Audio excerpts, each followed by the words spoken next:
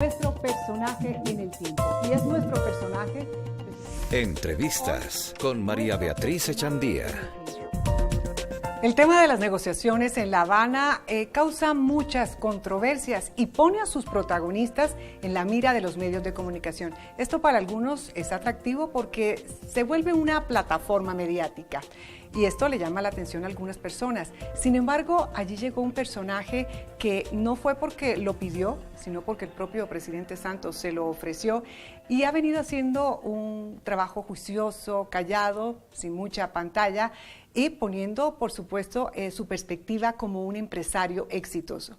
Y es que después de 23 años al frente del Grupo Éxito, hoy trabaja al frente de varias fundaciones y ahora en la mesa de los diálogos. Doctor Gonzalo Restrepo, gracias por aceptar esta invitación del Tiempo Televisión. Muchas gracias a ustedes.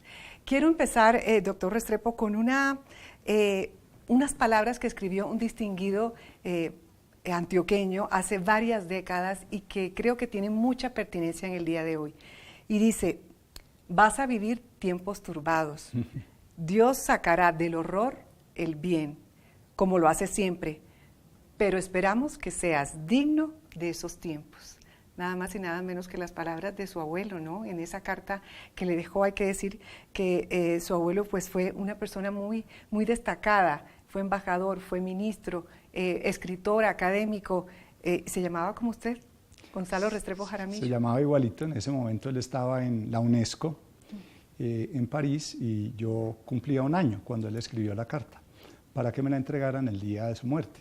Y ese día yo tenía 18 años, que es cuando usted la recibe. Pero son unas palabras, y yo diría que premonitorias, muy, muy particulares, con esa claridad y sabiduría que escribe esas palabras su abuelo, ¿no? Sí, él era, digamos, un filósofo, era un humanista, fue un empresario, fue un político y fue un intelectual. Entonces reunía muchas cualidades, de las cuales tal vez la más interesante era su sencillez. Y por ser el mayor de los hijos y el que llevaba su nombre, pues decidió comunicarse con esa generación a través de mi persona, y la valoro muchísimo y la tengo conmigo. Pues así debe ser, y yo creo que sí fue premonitorio de todas formas esas palabras, y vaya que hemos vivido momentos turbados en todos estos años.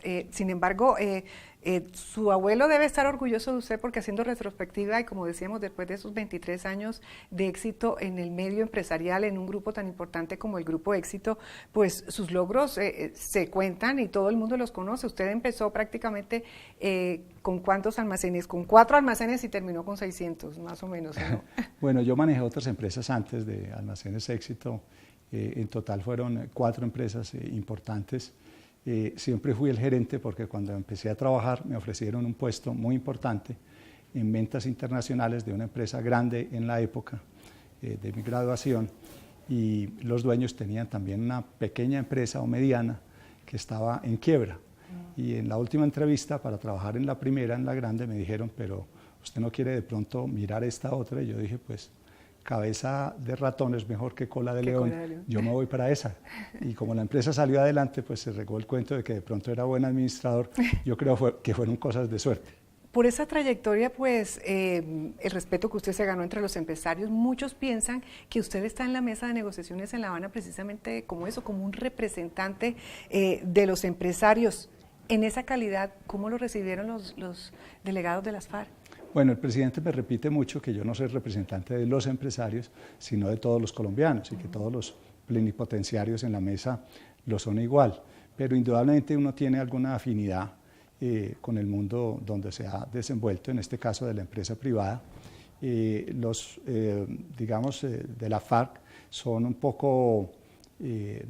mantiene una distancia con la empresa, porque lo que ellos llaman la empresa privada, yo creo que se refiere más a ciertas empresas agrícolas, etcétera, que están cerca de los territorios que ellos han ocupado. Ellos no hablan tanto de la gran sociedad anónima, etcétera, etcétera, y por su orientación, digamos, de izquierda, mantienen una una prudente distancia porque no la conocen bien, pero yo creo que poco a poco nos hemos ido acercando. Eso es importante porque, bueno, usted lo dice de una manera muy polite, pero sí, la distancia ha sido muy grande y realmente los empresarios han sido realmente una de sus mayores víctimas a lo largo de este conflicto, así que ese acercamiento de todas formas es importante en el conocimiento personal, ¿cree usted? Sí, a veces las palabras no describen bien los hechos y se ve muy cercano en las conversaciones allá víctimas y victimarios. Las guerrillas hay veces piensan que los empresarios pueden ser más victimarios porque han pagado, digamos, a ciertos grupos de vigilancia, etcétera, etcétera, pero ese es un caso mínimo de empresas en Colombia, absolutamente mínimo, ni siquiera figura pues en las estadísticas. La mayor parte de las empresas colombianas han construido país, han hecho mucho por esta nación. El caso es que este país no estaría donde está si no fuera por sus empresas y por sus empresarios. Y de esto me he dedicado yo mucho a hablar con ellos, a conversar.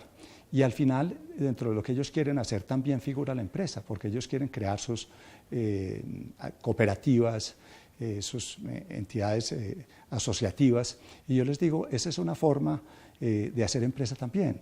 En Japón el 70% son cooperativas y son de las empresas más grandes del mundo y eso son empresas.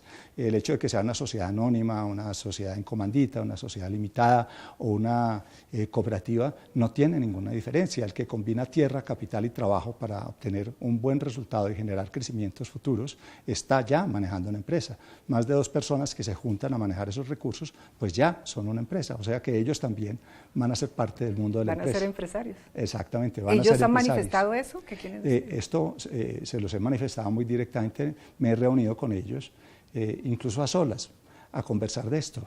Y muy francamente me han dicho, Gonzalo, estudiemos el tema juntos, ¿por qué no nos traes experiencias? ¿Por qué no consigues información sobre este tema? Y los he visto deseosos, sinceramente, de aprender mucho y de interesarse de cómo crear buenos equipos que se desarrollen excepcionalmente, de lo que se trata para desarrollar el campo colombiano. Eso muestra un poco como ese papel que usted está jugando tan importante allí de llevar como esa información a la mesa de diálogo. Lo cierto es que usted también llevó a 7 empresarios de diferentes regiones del país y tuvieron una larga reunión. ¿Cómo fue ese encuentro? Bueno, yo me reunía con los empresarios y sentía que veían la mesa de La Habana como muy lejana, hablaba con la guerrilla y sentía lo mismo que ellos sentían a los empresarios como muy lejanos.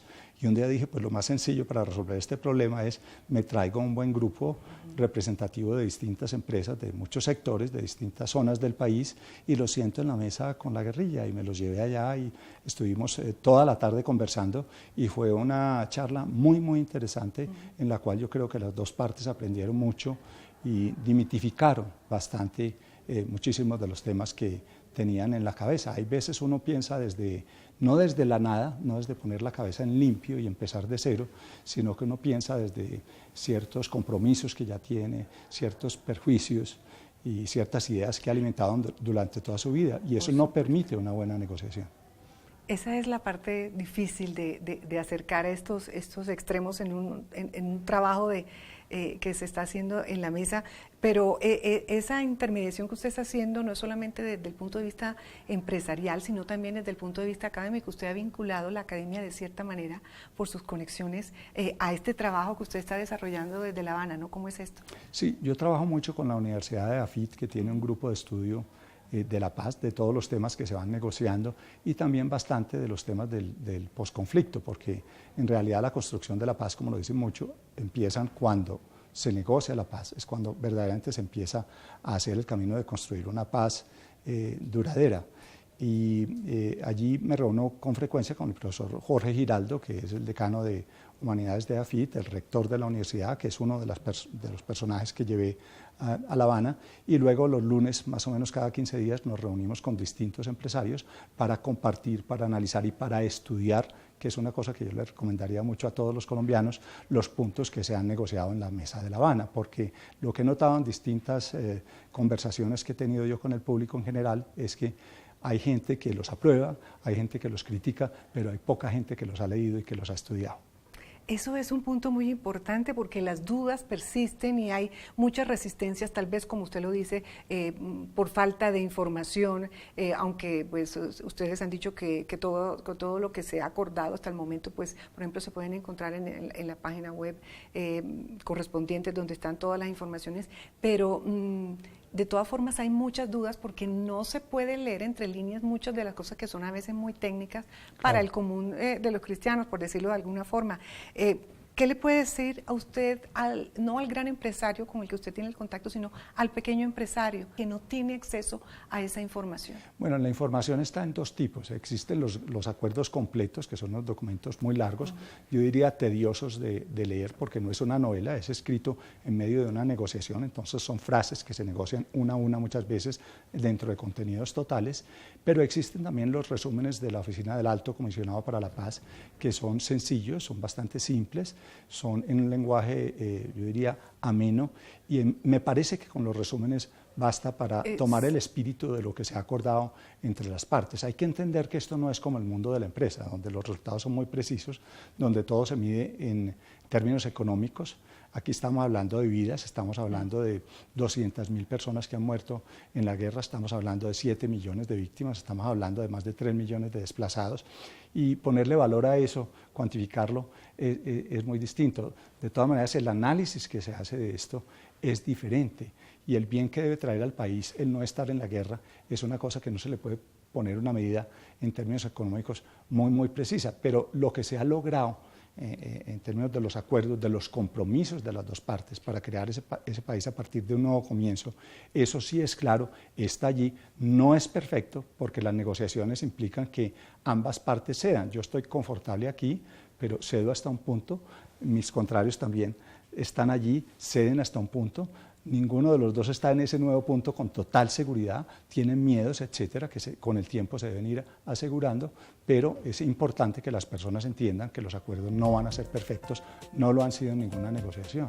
Pues bueno, es que son tantas las cosas que hay que hablar con usted, doctor Restrepo, pero en este momento tenemos que hacer una pausa, pero ya regresamos para seguir hablando pues de todas estas cuentas que usted ha sacado, de ese contacto que usted ha tenido directamente en la mesa de La Habana, pero también vamos a hablar de Francia, de Venezuela, de Woodstock, y ¿qué le dijeron ustedes los delegados de la FARC sobre el documental de Magia Salvaje? Ya regresamos. Nuestro personaje en el tiempo, y es nuestro personaje... Entrevistas con María Beatriz Echandía.